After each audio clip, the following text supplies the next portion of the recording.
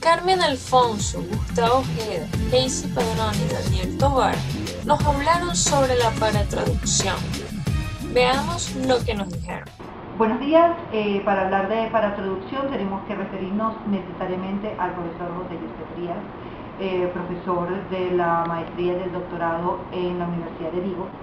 La paratraducción es un término que acuñó en el año 2005 y que se refiere a la traducción en una transculturización del traductor hacia la lengua que está traduciendo. En este sentido se estaría apoyando en letras, imágenes, sonidos y otros elementos que conforman la base de un texto y que va a reflejar todo ese equipaje del traductor en la meta final. Cuando hablamos de paratraducción, tenemos que tener en cuenta que como traductores vamos a traducir no solo el texto, sino la imagen. Cuando hablamos de paratraducción publicitaria, tenemos que tener en cuenta que debemos llegar con el mismo mensaje que tuvo la agencia publicitaria en la lengua origen para que cause el mismo impacto en la lengua término. Es por eso que compañías como Carrefour, después de cierto tiempo que se dieron a conocer en España como Prica, precio y calidad, decidieron en el 2000 cambiar a Carrefour, puesto que ya era una empresa sólida que la gente conocía a nivel mundial y bueno, ya podían hacer el paso al nombre original en francés. Además de eso encontramos casos como los de McDonald's con su campaña I'm Loving It o I'm Glad You Came, que ha sido traducida en todos los idiomas que se hablen donde está la franquicia en el mundo para que cause el mismo impacto en dichas culturas. Al hablar de la traducción relacionada con el tema de los videojuegos, se tiene que tomar en cuenta las características básicas del medio en el cual estamos realizando la traducción, ya que es un medio interactivo, audiovisual, que engloba ciertos aspectos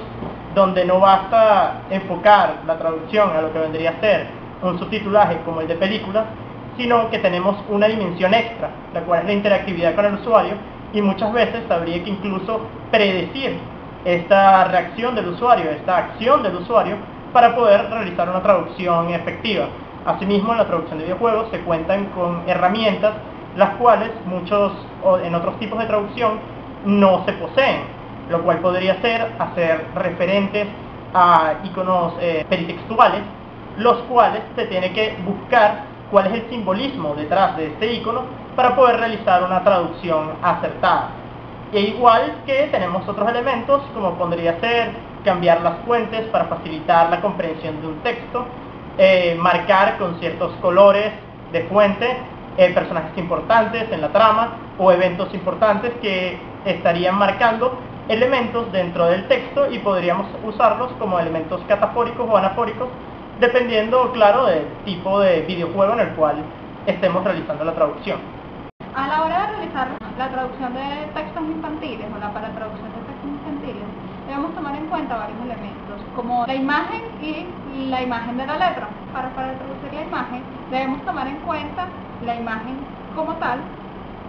y también los colores, puesto que las imágenes y los colores no son universales, sino que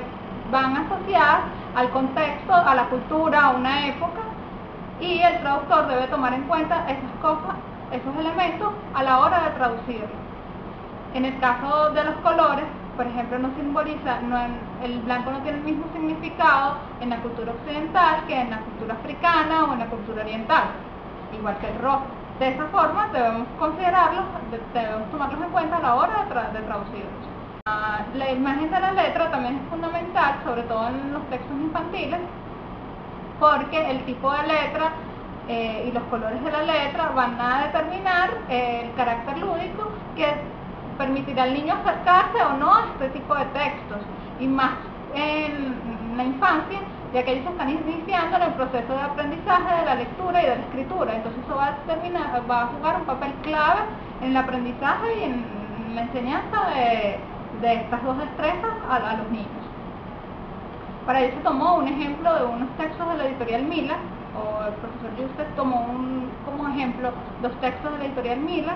En estos dos textos las letras eran rayadas, las letras de las portadas tenían rayas, lo que aportaba un carácter lúdico y de iniciación, marca la iniciación de la fase de lectoescritura en los niños. Y en la traducción, este tipo de letras fue omitido y se prefirió una letra romana en negrita y en minúscula.